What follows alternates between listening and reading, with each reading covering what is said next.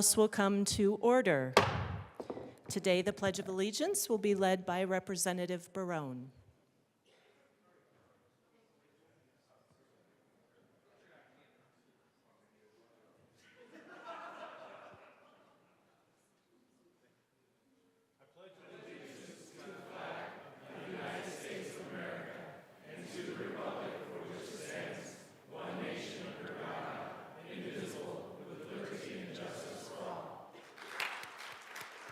Mr. Shebel, please call the roll.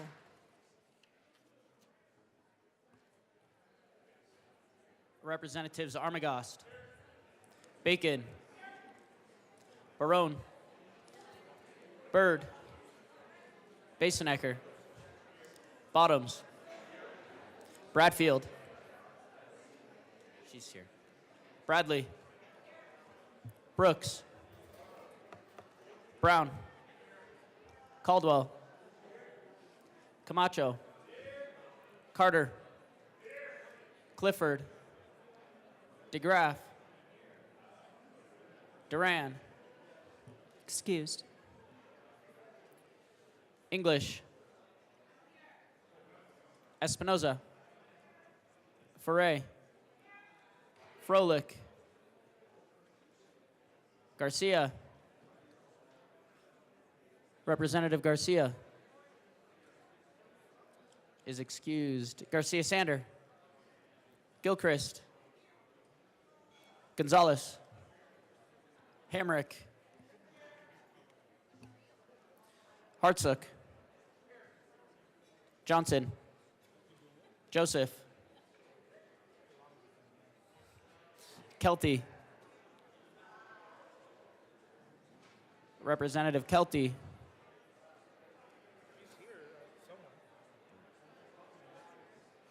Rep. Kelty is excused. Leader, Lindsay, Rep. Lindsay, no. Rep. Lindsay's excused. Linstead, Luck, Lukens, Mabry, Marshall, Representative Marshall, Marshall's excused. Martinez, Morrow, McCormick, Pascal, Phillips, Puglisi, Minority Leader Puglisi. Puglisi's excused. Richardson, Ricks, Rutinel, Ryden, Sirota, Smith, Here. Soper, Representative Soper is excused. Stewart K, Stewart R, Story, Sukla, Taggart, Titone, Valdez A, Velasco, Weinberg, Wilford, she's there, Winter, Woodrow, Woog, Zokai, and Madam Speaker.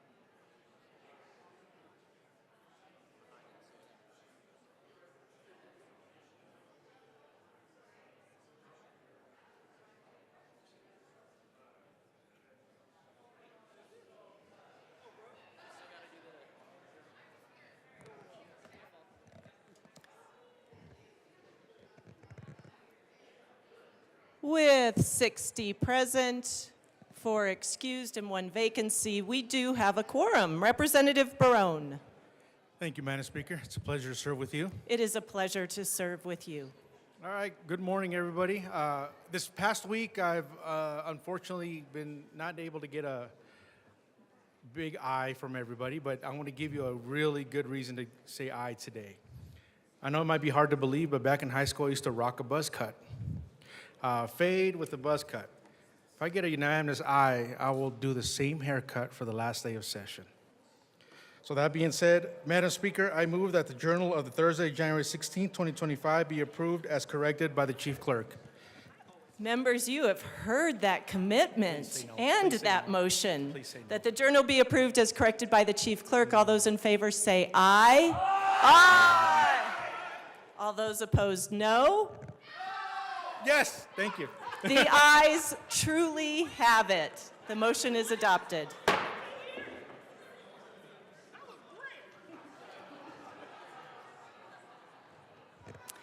Members, we will be moving into business. I will ask everyone to take their seats. Our next order of business is consideration of resolutions. Mr. Schiebel, will you please read the title of House Joint Resolution 1005? House Joint Resolution 1005 by Representatives Bacon and English, also Senators Coleman and Exum, concerning the commemoration of Martin Luther King Jr. Day. Assistant Majority Leader Bacon. Thank you, Madam Speaker.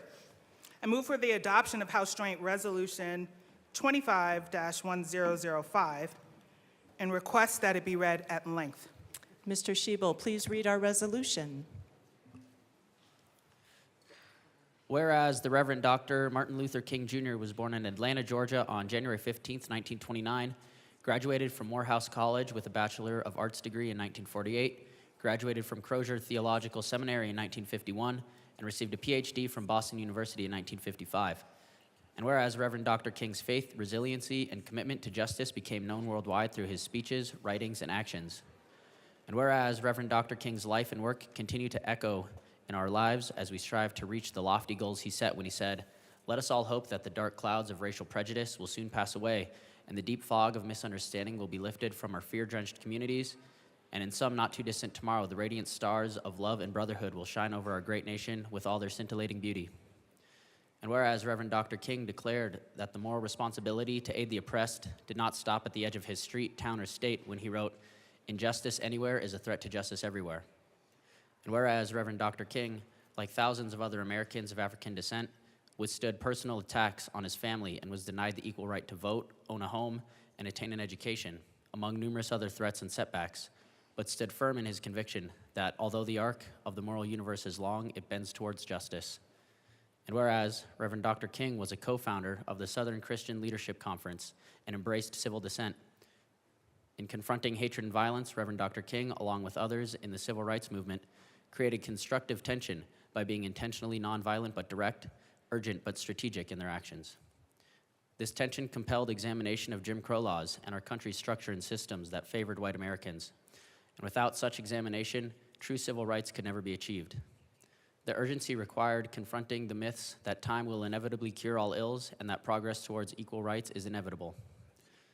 And whereas, in a letter from the Birmingham jail, Reverend Dr. King wrote that it is easy for those who have never felt the stinging darts of segregation to say wait, but asking Americans to wait for courts or for minds to change on their own was a continued miscarriage of justice. He wrote, "We know through painful experience that freedom is never voluntarily given by the oppressor. It must be demanded by the oppressed." And whereas between 1955 and 1968, Reverend Dr. King spoke more than 2,500 times, including at the 1963 March on Washington, where he delivered his I Have a Dream speech, with his inspirational look to the future. "I have a dream that my 4 little children will one day live in a nation where they will not be judged by the color of their skin, but by the content of their character." He wrote 5 books, as well as numerous articles. He led 13 integral protests, such as the 1955 Montgomery bus boycott, helped register black voters, was arrested more than 20 times, was awarded 5 honorary degrees, received the Nobel Peace Prize in 1964, and was the integral leader for gathering hundreds of thousands of people in the name of equality and civil rights. Thus, he became the symbolic leader of the Black community as well as a world figure.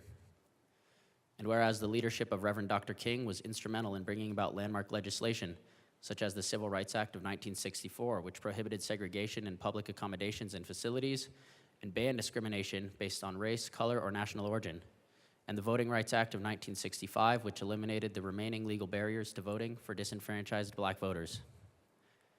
And whereas Reverend Dr. King's 13 years of nonviolent leadership ended abruptly and tragically when on April 4th, 1968, he was assassinated while standing on the balcony of the Lorraine Motel in Memphis, Tennessee.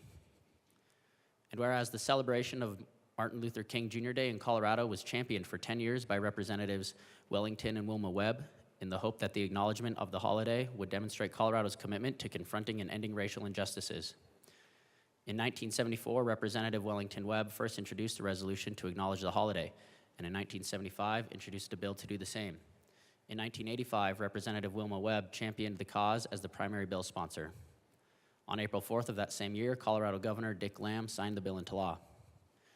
And whereas in 1984, Representative Wilma Webb, former Representative Ari Taylor, and Governor Dick Lamb also created the state's Martin Luther King Jr. Colorado Holiday Commission. In 1986, the commission began a week-long series of events, including the Marade, a combination of the words march and parade on Martin's Day. In 2000, the commission transitioned to being privately run and was renamed the Dr. Martin Luther King Jr. Holiday Commission, which continues the 39th Parade that begins at the Dr. King Memorial Statue in Denver's City Park. And whereas Reverend Dr. King's birthday as a Colorado state holiday predates the federal holiday in the United States and is celebrated each year on the third Monday in January. And whereas on Monday, January 20th, 2025, we celebrate the 41st anniversary of Reverend Dr. King's holiday in Colorado. Now, therefore, be it resolved by the House of Representatives of the 75th General Assembly of the State of Colorado, the Senate concurring herein, that we, the members of the Colorado General Assembly, hereby encourage appropriate observances, ceremonies, and activities to commemorate the federal and state legal holiday honoring the Reverend Dr. Martin Luther King Jr. throughout all cities, towns, counties, school districts, and local governments within Colorado. Representative English. Thank you, Madam Speaker. Ladies and gentlemen, esteemed colleagues, and honored guests, today we gather to reflect on the enduring legacy of Dr. Martin Luther King Jr., a beacon of hope and a champion of justice for all. His unwavering commitment to nonviolent resistance and his profound belief in the power of love and understanding continue to inspire our collective efforts towards equality and civil rights. As we consider our resolution honoring Dr. King, we must recognize the relevance of his message in our current society, a world that still grapples with issues of racial injustice, inequality, and division. Dr. King once said, "Injustice anywhere is a threat to justice everywhere." This profound statement reminds us that our fight for equality transcends race, ethnicity, and socioeconomic status. It urges us to stand in solidarity with those who are marginalized, to amplify their voices, and to work tirelessly to create a society where every individual is valued and respected. As we discuss this resolution, let us reaffirm our commitment to Dr. King's vision, a vision where every person, regardless of their background, is afforded the dignity and rights they deserve. Let us take this opportunity not only to honor Dr. King's legacy, but also to challenge ourselves. How can we actively embody his principles in our daily lives? How can we ensure that his dream of a just and equitable society becomes our shared reality? It is our responsibility to educate ourselves and engage in meaningful dialogues that foster understanding and bridge divides. As we reflect on our resolution, let us be inspired by Dr. King's courage and conviction, and let us pledge to carry forward his torch of justice, compassion, and unity. Thank you. You may all sit. And I would like to recognize Dr. Vern Howard. He's the chair of the Dr. Martin Luther King Holiday Commission. Can you please stand, sir? Can we stand and recognize him? Thank you for being here today.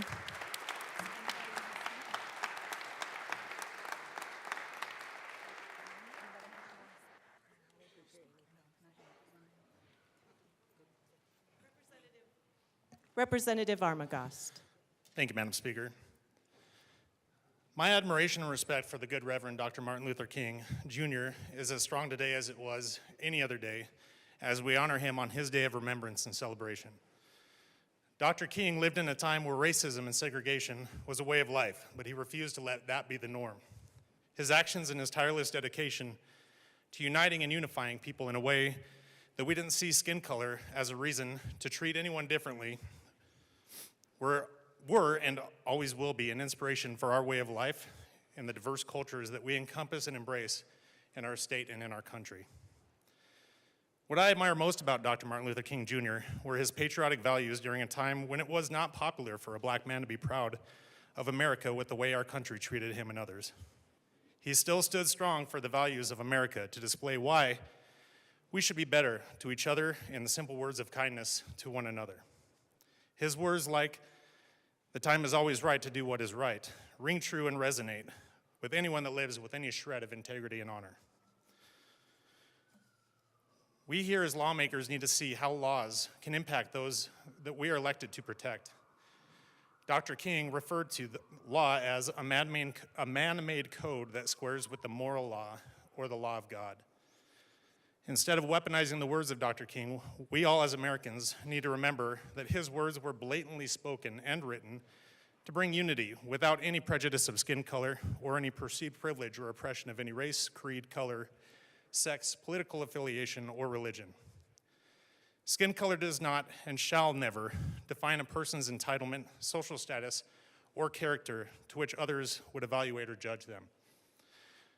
Dr. King said this best in arguably his most famous words, "I have a dream that my 4 little children will one day live in a nation where they will not be judged by the color of their skin, but by the content of their character." Character, my friends, is the absolute measure of any human. No one is better than any other, as acting that you are is displaying poor character. We need to keep our thoughts in kindness and humility toward others, as Dr. King did. As Gandhi once said, your beliefs become your thoughts become your words become your actions become your habits become your values, and your values become your destiny. That, to me, is the cycle of one's development of their character and life choices that result in where we as individuals land in life. Despite the amount of melanin in one's skin, our place is defined simply by our character. Dr. King once said, "The ultimate measure of a man is not where he stands in moments of comfort and convenience, but where he stands at times of challenge and controversy." This aligns with a quote from President Lincoln saying, "Nearly all men can stand adversity, but if you want to test a man's character, give him power." Dr. King shared this power and character during his life and legacy to this day as we emulate his great words through eternity.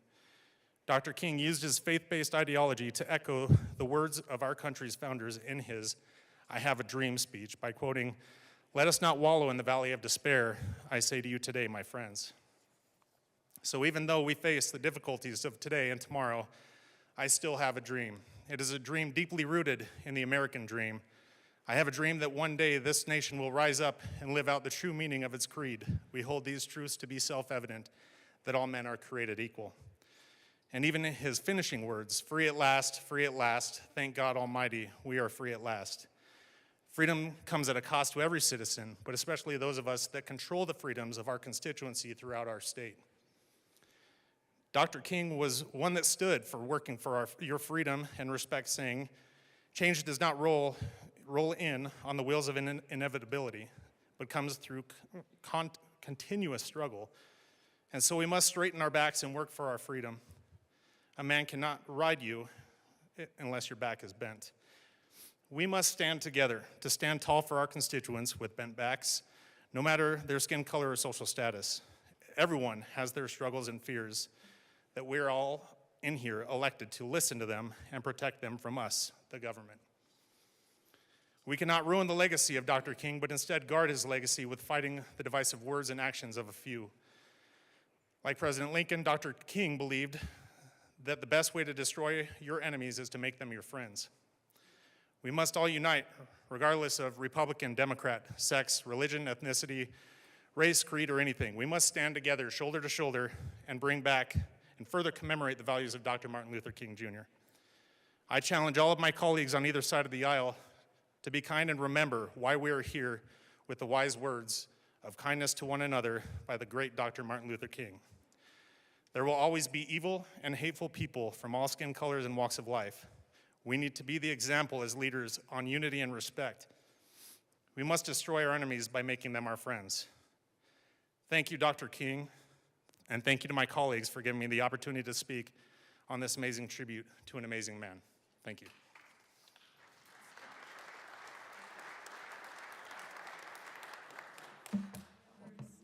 Members, we do not typically applaud during resolutions, but I am touched by the emotion of the day and appreciate the sentiment. Representative Bottoms. Thank you, Speaker. I also want to give you permission not to clap for me when I'm done. I do want to state before I jump into this that I really want to acknowledge the fact that Representative Bacon has worked very hard on this resolution. I have not been able to vote for it in the past because of some of the divisive language, but I have no problem voting for it this year. And I want to, just from me, I'm not talking for my caucus, I'm just saying from me, I want to thank Representative Bacon for working so hard on this. Martin Luther King Day, the whole weekend, the commemorativeness of it has always been a big deal to me. I've said every single year, as a pastor, I've used a lot of the Reverend's statements in sermons and speeches, a lot of things over the years. I strongly affirm the things that he said. I've tried to remind us that the Reverend Dr. Martin Luther King, and this is just a little thing that as a Reverend myself, I like to point out, in a cultural context, maybe some people don't understand this, but if you back up 50 years, this was totally understood. In a cultural context, Reverend was more important than doctor. That's why his title is actually the Reverend Dr. Martin Luther King. And that's just a thing I like to say. But he was a Christian first. That's very obvious through his sermons, through his church. He was a Southern Baptist preacher in the South in the 1950s and the 1960s. That was a volatile time under all circumstances. The fact that you take that he was a black man made it so much more volatile. He was definitely a preacher, and then he was a civil rights giant. But he has made it clear many, many times in his sermons and his speeches that he was a servant of Christ first. And it is because of his relationship with Jesus that he verbalized the civil rights stance, because he believed, and this is a scriptural context, he believed that the reason that people are equal has nothing to do with skin color or cultural, social attachments. It's because God made us, and God made us equal. That's a biblical concept, and that's what he stood on. He verbalized this many times over. He was actually a true patriot, too. As Representative said before me, he was very pro-American, which if anybody had a legitimate beef to say, I don't think I believe in America at this stage of the game, he did. But he was a strong patriot, as is verbalized by him over many different ways. I Have a Dream speech, I saw it being queued up. I don't know if we're going to be playing that today, but I would love to. Every year that would be mandatory. We would have to play that and listen to that and actually listen to every single word he said.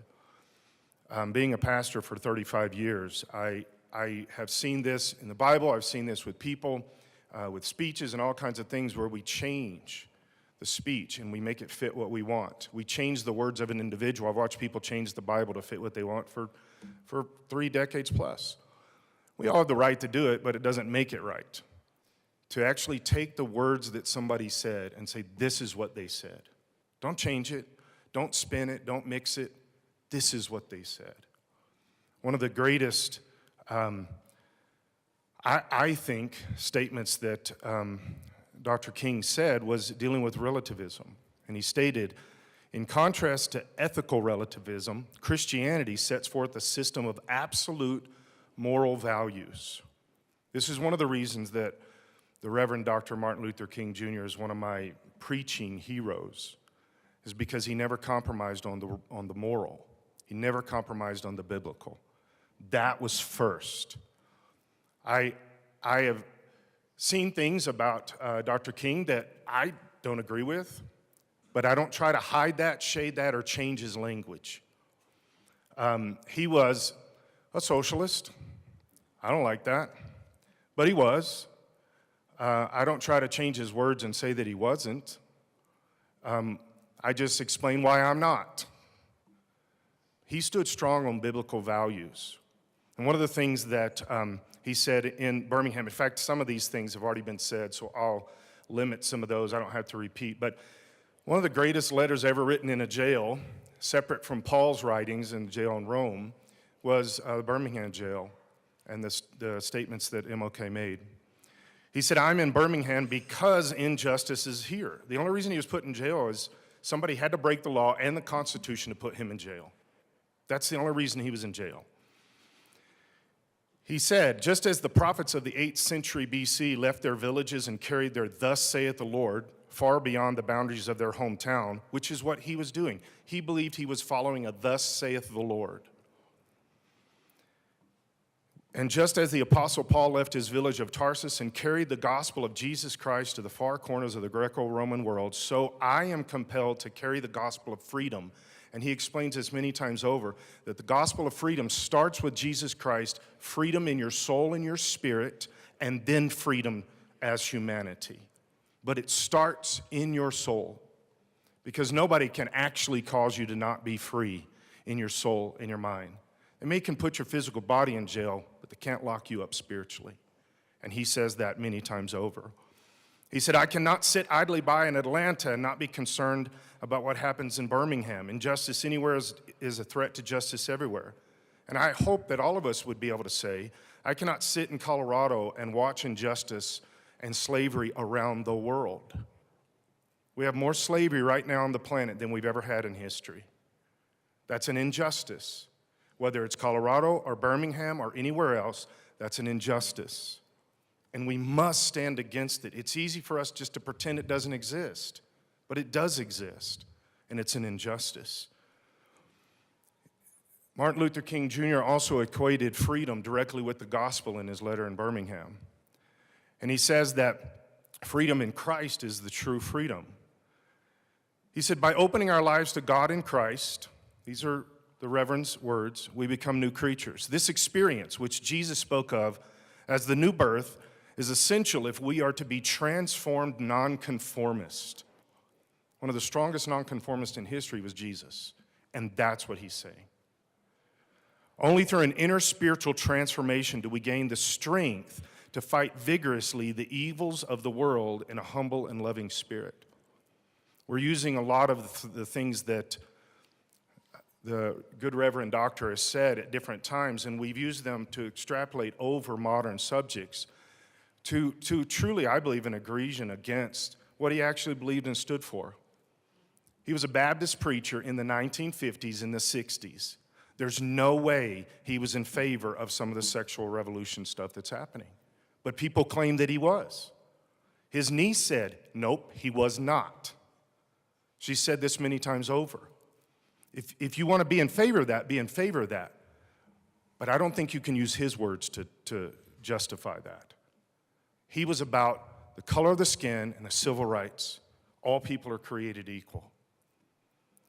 Alveda King actually said, that the sexual issues of today are a moral issue, not a civil rights issue. Now, whether you believe that or not is not what I'm trying to say. But to somehow say that that's what MLK was saying, that's not. He believed in the Bible first. He believed in moral issues first. To me, that's egregious when you take somebody's words and you change them.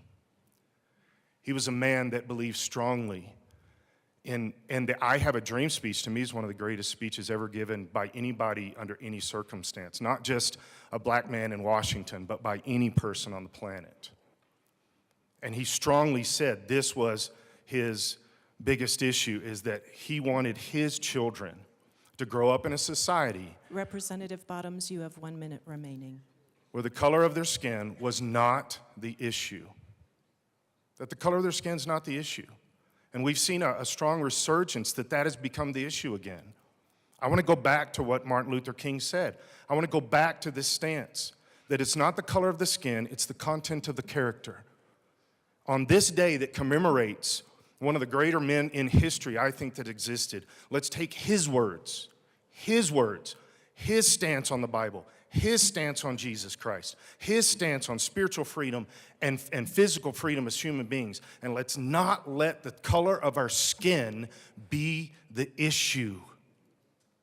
I believe in freedom, and I also have this same dream that Martin Luther King had. Thank you. Assistant Majority Leader Bacon. Well, family, I have been told that I am a legislator and I need to give speeches and not preach, but I always end up preaching up here, so God bless us all. And I say that particularly following a reverend and also to Reverend Downing. Thank you for praying over us today. I asked him to only do 2 minutes, and that's really hard for a pastor. Thank you. I won't be too long, but I did want to speak to close us out so that we could welcome our colleagues from the Senate also who want to share. You know, let me also thank you, representatives who spoke, because we talked a little bit about the conversations that we had before we brought the resolution to the floor. And I want to share with you my experience on that, at least as relevant to today. You know, the Dr. King resolution, this resolution is often the first that we vote on as a body. And my first year, I saw that we didn't get unanimous support for the resolution. And for the last couple of years, it's been really important to me that we get back to that place. This resolution is a test for us in a lot of ways. It's not an actual test. I was also a teacher, don't take out your pencils. But it is a test, I think, bigger than how we work with each other, bigger than any disagreements we may have to come. It is a test for us all, I think, to recognize our commitment to this nation. Dr. King was a black man who gave his life for the tenets of a document that didn't treat him equally as it said it would. In his last speech, he talked, it's the mountaintop speech, and he said, "I want America to commit to what it says on paper." Somewhere I read we had the freedom of speech. Somewhere I read we had the freedom of association. And the truth of the matter is our document also has had to live. We as a nation from its founding, and that was way before 1776, have had to contend with what are the tenets of being an American. It means we may have had to deal with hypocrisies. It means we may have had to deal with controversy, and it definitely means we had to deal with martyrdom. But as the legislature in this building, in this house where we make laws on behalf of our neighbors, it is a test for us to be examples of how we manage our differences, because the differences, quite frankly, are what make America, and what binds us is the ability to navigate through it. People have said to me in this building, go back to Africa. I did 23andMe. Oh, was that a plug? I'm sorry, madam. I'm not supposed to say names of organizations. I have 4 white great-great-grandparents. I have 3 great and great-great Choctaw grandparents. My blood comes from the Yoruba tribes of Nigeria. But I share that with you because what runs through my veins is this country. It could exist nowhere else. I am a physical representation of America. And I am proud to hold up a mirror and a reflection to us all of what we will and will not tolerate in the treatment of each other. And even though people will tell me to go back, even though people will tell me I don't belong, I challenge you to not think deeply about the origins of this nation and where we are today. I thank the Reverend for sharing with us an injustice anywhere is an injustice everywhere. I want to also thank us even for our disagreements, but the thing that grounds us, we heard about the freedom of speech. Even through this, there were things that I wanted to say. There were things I wanted to say. And I will say there have been times where, whenever my community speaks, someone wants to tell us what is too much. Dr. King did say from the Birmingham jail, to tell me to wait is an injustice. To tell me to behave is an injustice. I'm in jail. That's not what he said, but I'm sure he would have said that. But what we found in this process, even through the right to speak, was trying to find where it is that we can coalesce to honor today. And so I hope that this resolution is a test for us. In my little legislative lifetime, I hope we have gone from unanimous to divided and back to unanimous today. And so I'm going to end by saying, I do ask directly that we all vote and co-sponsor this resolution. And I do ask that we all commit, even through the hardest of times, to remind us what binds us. And in this event, I want to say thank you for everyone who spoke with me. I want to thank my colleagues at the Black Caucus for some of the things that we have had to walk through, all the way even up to today. And I want to thank you for listening today and for your consideration. Thank you so much. Seeing no further discussion, the motion before us is the adoption of House Joint Resolution 1005. Mr. Schiebel, please open the machine and members proceed to vote.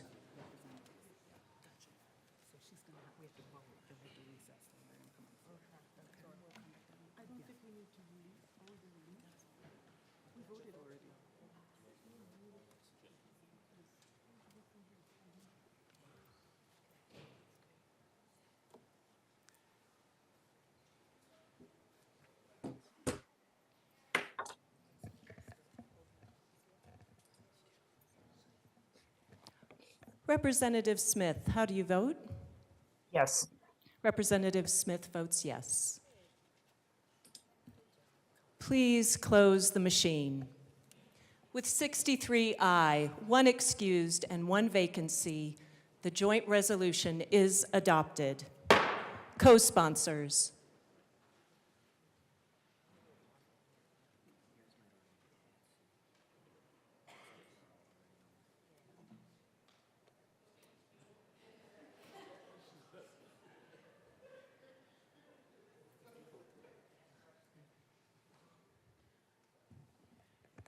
Representative Smith, if you wish to co-sponsor, please come on screen. Raise your hand if you'd wish to co-sponsor. Representative Smith co-sponsors.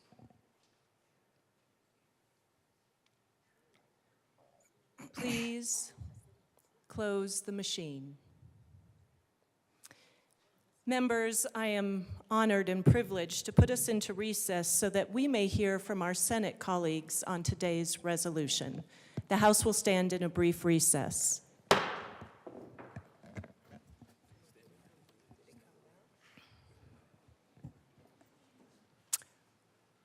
I would like to invite Senator Weissman to speak first.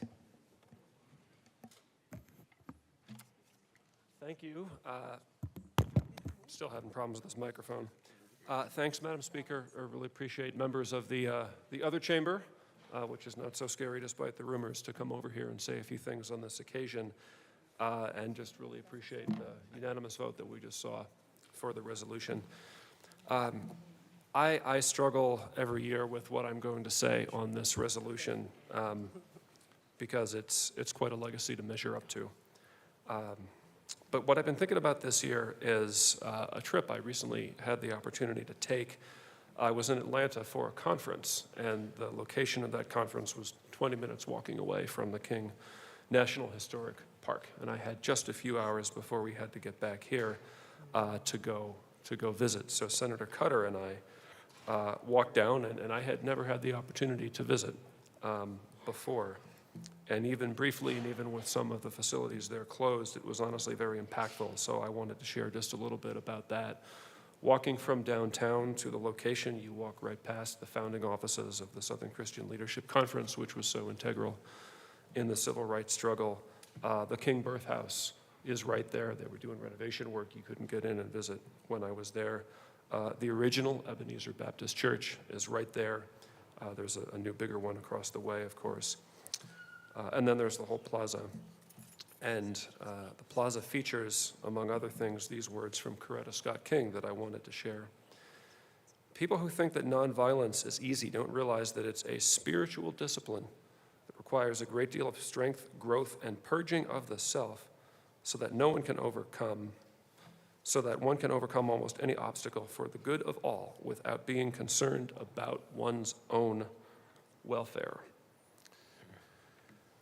And then, you can go across the way and there's an exhibit that's open in the visitor center. And what really struck me about this particular exhibit and the way that they've set it up to tell the story of Dr. King's life and of the civil rights movement and struggle was sound. I think when we go into a museum or an exhibit, we see pictures, we see displays, maybe some are three-dimensional, we read words, but they featured sound here. Sounds of rallies, sounds of protests, sounds of struggle, frankly. And that really, it hits you right away when you go in there, and it has stayed with me. The struggle of the 60s that in some respects culminated in the Civil Rights Act of 1964, the Voting Rights Act of 1965, although I think in a deeper respect has not culminated and is very much ongoing, was at Dr. King's insistence a nonviolent struggle. But it was not a quiet struggle. It was insistent. It demanded to be heard when it was met with dogs and hoses and epithets, and when its nonviolence was met with violence and murder, nonetheless, it refused to be silenced and demanded to continue to be heard. On another level, think about the I Have a Dream speech in 1963 that we've commented on here. It's one thing to read the words on a page. The words are powerful when you read them on a page, but for full impact, because Dr. King came from a tradition of preaching, it's necessary to hear that. And you can find it on YouTube, you can find it all over the internet. One of the ways that I like to mark this weekend, this commemoration every year, is by slowing down enough and committing those 16 minutes and change to listening again to the words and how they are delivered and how they build to a powerful crescendo. Because the struggle was committedly nonviolent, but not quiet, nonetheless, it could be uncomfortable. To go back 100 years before Dr. King's time, and to quote Frederick Douglass, power concedes nothing without a demand. I've been thinking about all of this recently as we grapple with struggle, as we grapple with questions of rights and equality and commitment to our foundational texts in this time. I've been thinking about the sound of protest because I think that we've been hearing it in our society and we're going to keep hearing it. But as we think about struggle, I wanted to end by sharing a few other things from the historic park In his first book, Stride Toward Freedom, Dr. King set forth 6 principles of nonviolence. They're all featured, carved in very large letters on stone. I want to share just 2 of those 6 here. Number 3, nonviolence seeks to defeat injustice, not people. I think we all need to challenge ourselves to that, especially in this place that's contentious sometimes. We are here to spar over principles, and frankly, to defeat principles that we believe are worthy of defeat. But that is the fundament of struggle, not personalities. And last, and I think not least, nonviolence believes that the universe is on the side of justice. Dr. King set that forth. I think that the date of the first book was 1957. He knew then that he was in for a long road. You know, I think now we need to acknowledge that we are in for a long road, whatever road we believe that we are on.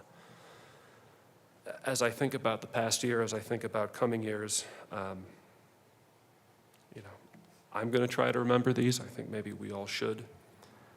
I think it's important to not give up hope, to remind yourself that the universe is on the side of justice, to not despair. You know, a lot of the 20th century, some of us, at least people my age, I think we wanted to believe in a certain linear view of history. Books were written that encouraged a linear view of history, that certain big questions, once having arisen and been decided, would be decided. I think a longer view of history is that some things are in fact cyclical. And maddening though it can be to have to revisit these questions that we thought were asked and answered and were fought so hard to decide. Nonetheless, if there is a cyclicity to history and to some of these struggles, at least we find ourselves in the middle of that cyclicity. At least it is in our time. At least we can be part of the renewal of national commitments to equality under the law and shared prosperity, so that the dream that was dreamt and stated so beautifully in 1963 can be not just a dream, but a little closer to the waking life of everyone who calls and wants to call our United States of America their home. Thank you. Senator Exum. Thank you, Madam Speaker, and good morning, colleagues. I'll be very, very brief. Dr. King was arrested in October 1960 after sitting at a department store in Atlanta and was held in the Georgia State Prison. He wrote this to his wife, Coretta, from jail, saying that he hoped the excessive suffering that is now coming on our family will in some little way serve to make Atlanta a better city, Georgia a better state, and America a better country. So my challenge today, for me and for us, is to do something in a small way to serve your family, to serve the state of Colorado, and to serve this country to make it a better place. Blessings to you. Thank you. President Coleman. Thank you very much, Madam Speaker. Madam Speaker, I know I speak to you to be able to engage with the body, and usually we don't do call and response, but asking for permission for call and response, Madam Speaker. Mr. President, amen. Amen. Thank you, Madam Speaker. Good morning, y'all. Morning. No, we gotta do better than that. Good morning. Good morning. So normally when I'm in the chamber, the speaker gives me a script to make sure that I stay on script. There is no script in front of me today, so Madam Speaker, thank you for allowing me to be able to share. I don't know what's gonna happen this morning. All right, what I wanna say really quickly is 3 things. I wanna talk about diversity, I wanna talk about danger, and I wanna talk about determination. Diversity, I never forget, I ran a bill when I was here in the House, and the bill was because there were over 7,000 preschool through 3rd grade kids who had been expelled or suspended in 1 year of school, and the bill ultimately focused on cultural sensitivity, behavioral sensitivity training for educators to help decrease that amount of kids being suspended or expelled, mostly who looked like me, because that was my story. I had gotten in trouble in school growing up. So I ran this bill. Bill passes out of the House. It goes over to the Senate. It goes straight to State Veteran Military Affairs. Now, I'm new, and some of y'all are new too. And that was an education bill, and I couldn't understand why that went to a committee on state, veteran, and military affairs. So I heard through the grapevine that that was the committee where bills went to die. So I don't have any decorum. I don't know how we're supposed to do around here. So I went over to then Senate President Grantham's office, and I said like this, "Hey man, I don't know if you're in there, bro, but I gotta holler at you." He happened to be in there with then Majority Leader Chris Holbert. He opens the door, I go in, I said, "Hey man, I got this bill, really important to me. Let me tell you what it does and why it's important."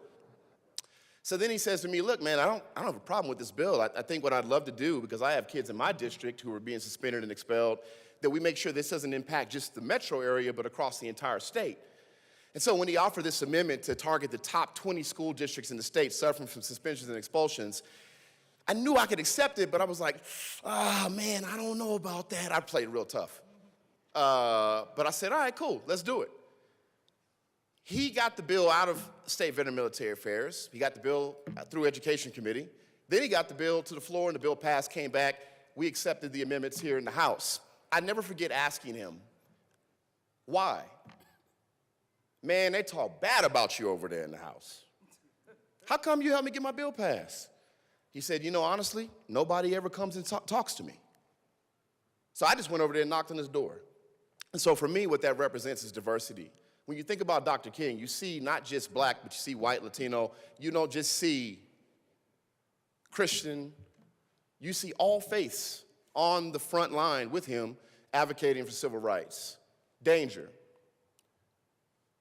Raise your hand if you've ever received hate mail, death threats, got a phone call from somebody. Everybody's hand should be going up in here right now, or you're lying. So let me just share. I got a letter to my house, and the letter to my house did not have a return sender. It did not have a name on the letter once I opened it up. But the letter said, "We don't like the kind of bills you're passing, and we just want you to know we know where you live and where your kids play outside." So the reason why I mentioned danger is because Dr. King, literally in his speech, and these have been shared today, says, "We've got some difficult days ahead, but it really doesn't matter with me now because I've been to the mountaintop. I've seen the promised land. I may not get there with you, but I want you to know tonight that we as the people will get to the promised land." And he wasn't just talking about black people, he was talking about we, the United States of America, and more broadly the world. We as a people will get there. Which leads me to my last piece, which is determination. I'm determined, we're determined, I believe we're determined to figure out how to make sure everyone in the state of Colorado knows this is a place for them and they have what they need in order to thrive. The determination that came from Dr. King, as we've all talked about today, came from his lived experiences. It came from his culture. It came from the history of this country. Now, I think about my own personal story, and I think about sleeping forward to a bed thinking that was normal. I think about my great-grandmother, who I was privileged to live with from birth to 4 years old, mixing the cold water from the tub with hot water from the stove to have a warm bath. I thought that was normal. When my mother and I finally were able to afford to get our first apartment, we didn't have any furniture, but we slept on the living room floor because we thought we made it. When she went to go get dinner for us at the dollar store, and it was 2 cans of soup, one of them was expired when we got home, and she didn't eat dinner that night. I thought that was struggle. And as I got older and learned about our history, I realized that might be my personal, relative, lived experience of struggle.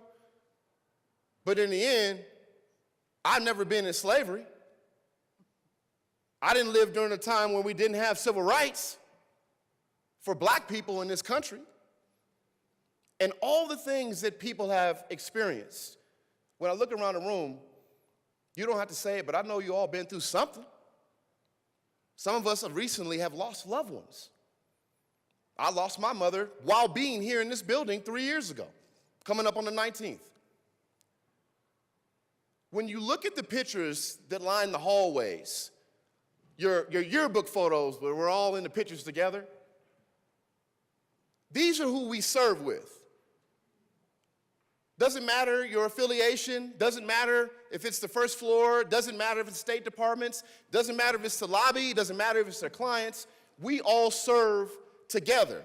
And especially as we think we are, don't nobody outside this building really know what we do.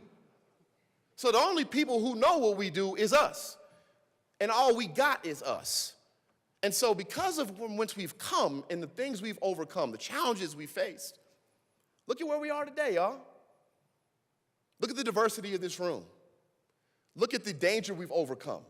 We're all still here when a lot of people aren't.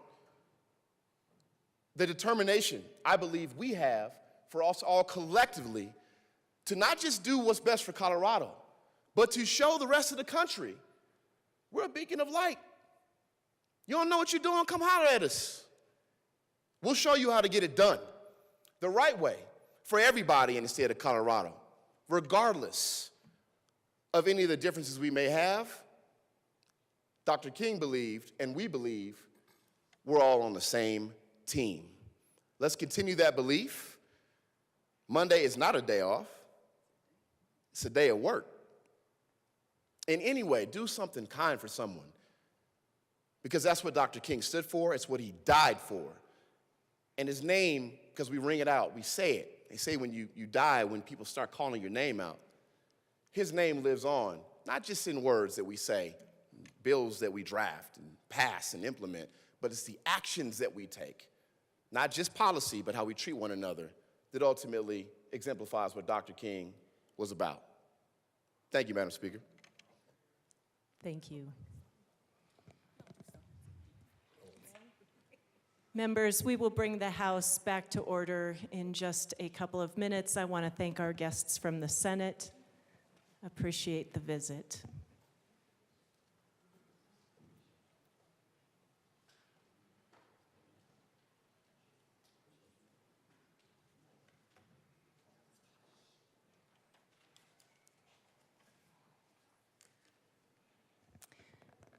The House will come back to order.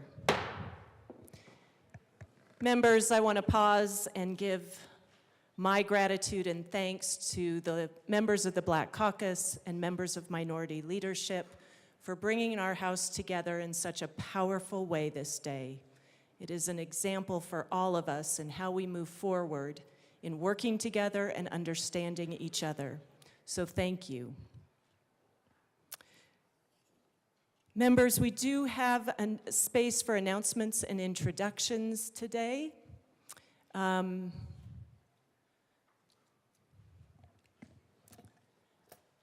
Representative Barone.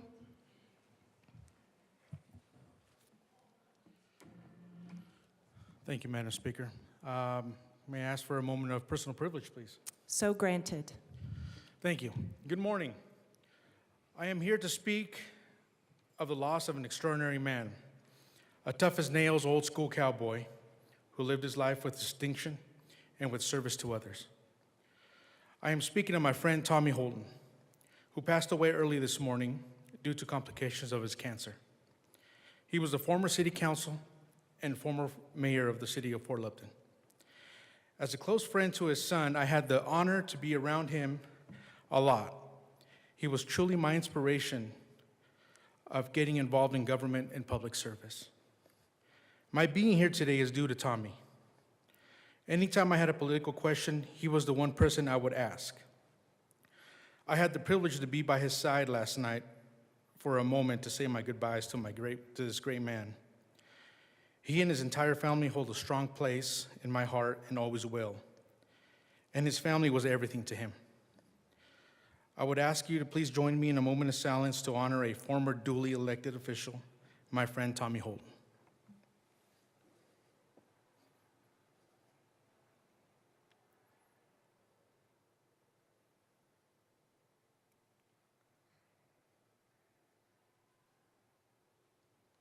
Thank you. May God hold you forever in his graces. Mayor Tommy. Thank you, Representative, and my condolences for your loss. Representative Puglisi? Sorry, Minority Leader Puglisi. Forgive me. Thank you, Madam Speaker. I also ask for a moment of personal privilege. So granted. Thank you. You all can sit, please. I just want to say, you all know that my father passed on New Year's Day, and it was super unexpected. I'm going to be super brief because I don't think I can keep it together. No, please, just sit down. I just want to say thank you for the kindness you all have shown me, the notes of condolences from staff as well, and everyone who has stopped me and thought of me and sent a text to me and has prayed for me and have put me in your thoughts. I'm completely overwhelmed and touched. I come from a very traditional Italian family. My father was born in Italy, and he was the youngest of 6. And in my family, girls don't go to school after high school. They get married and they have babies, and that's all they're good for. And my father believed that maybe that could be different. And I'm the oldest of 3 girls. And when I told him I wanted to go to law school, my uncles all laughed at me. But my father said, I'm going to give you a chance. And as I was going away to college, he said, if you mess this up, your sisters will never have this opportunity. Bye, good luck. I was 18. So I am so incredibly proud of the opportunity to be here today, that I didn't mess up. My sisters have also had the opportunities to live their passions and dreams. He was an incredible man, and I'm so incredibly grateful that he is with me. I'm at peace for him. I'm not at peace for me, but I'm at peace for him. And so I just want to say I was so incredibly touched, and I just wanted to say thank you.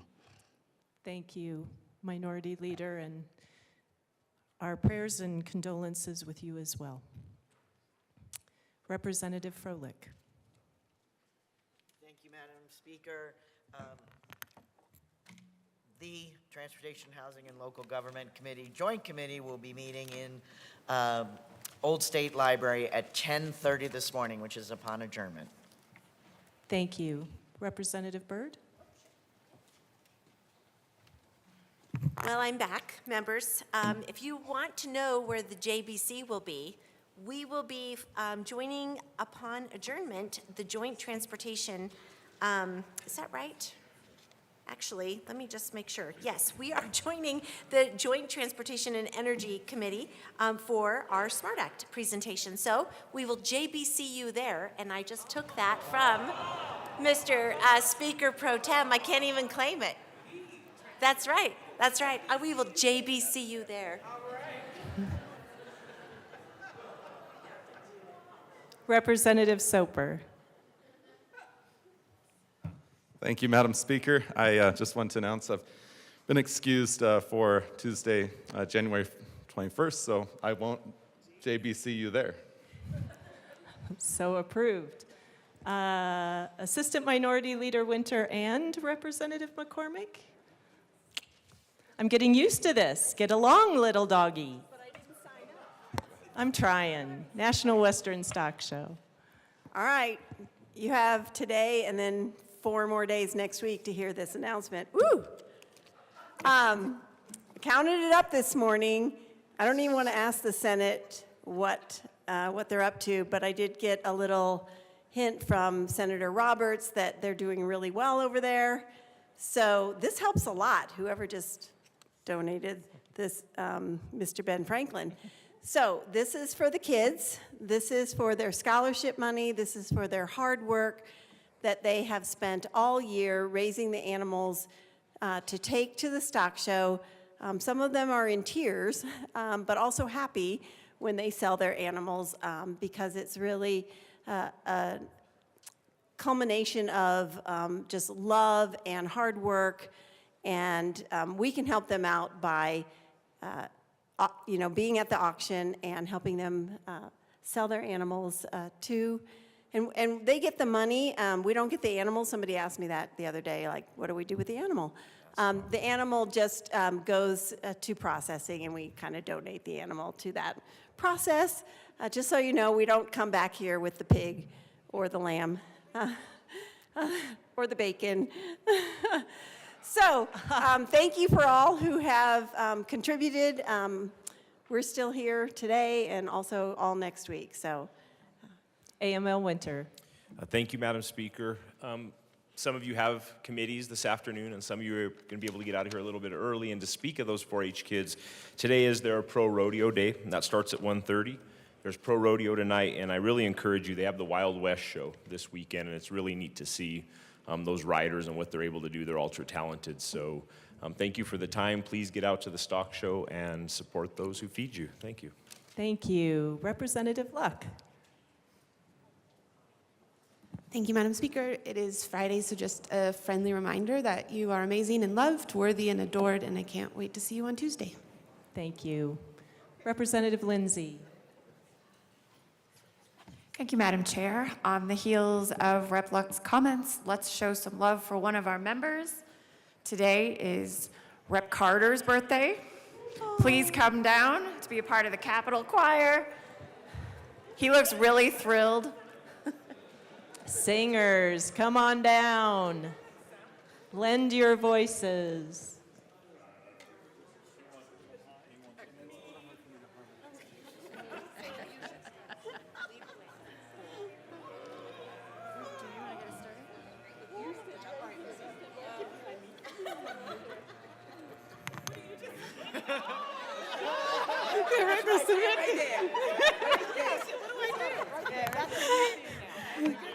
Thank you, Madam Speaker. It's a pleasure to have Representative Michael Carter with us in the House, and we're singing happy birthday to him in 1, 2, 3.